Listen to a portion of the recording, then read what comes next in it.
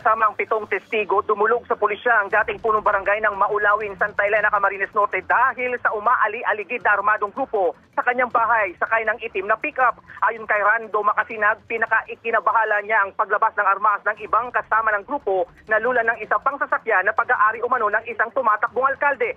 Isaan niya sa mga lalaki ay dati nang nangharas sa kanya noong nakaraang halalan. Inatasan na ni Mayor Dina Bora ang PNP na paiksihin ang pagbabantay sa Santa Elena ilang araw bago ang halalan.